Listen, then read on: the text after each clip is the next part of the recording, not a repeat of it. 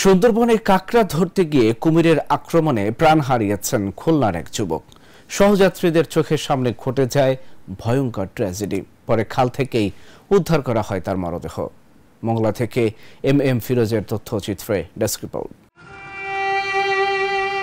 30 September সুন্দরবনের পূর্বাংশ করমজল খাল। সকাল 8:30। কাকড়া ধরতে পাড়ি দেন 5 জন বনজীবী।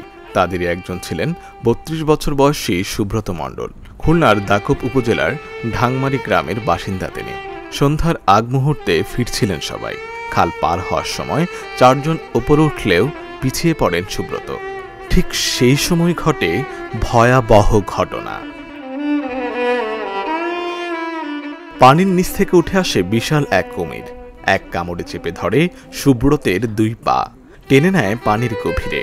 সহযাত্রীরা মরিয়া চেষ্টা করেন টানাটানি করে উদ্ধার করতে, কিন্তু ব্যর্থ হন। 3 মিনিট লড়াইয়ের পর হার মানে মানবীয় শক্তি। 15 মিনিট পর কুমিরটি আবারও ভেসে ওঠে। তখনও মুখে ছিল সুব্রতের নিথর দেহ, তবে মুখে নিয়েই আবার ডুবে যায়। রাত গড়িয়ে যায়। দীর্ঘ অপেক্ষার পর ঢাংমারির সাহসী বনজীবী আলম নামেন খালে। দীর্ঘ 7 ঘন্টা পর 10:30টার দিকে অবশেষে খালের গভীর থেকে উদ্ধার করা হয় সুব্রতের নিথর দেহ।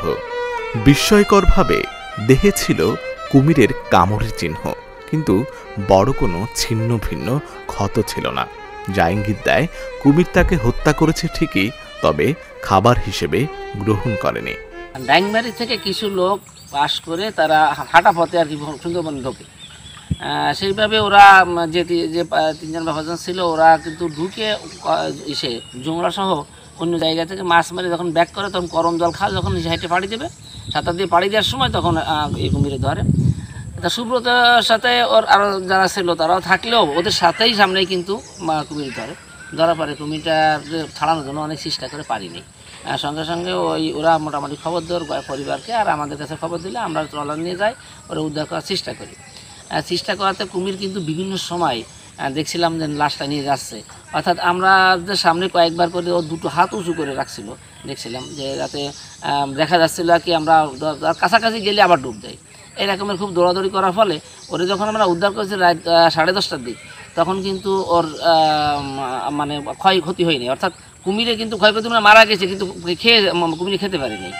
জীবিকার জন্য রওনা দেয়া সেই খালেই থেমে গেল জীবন।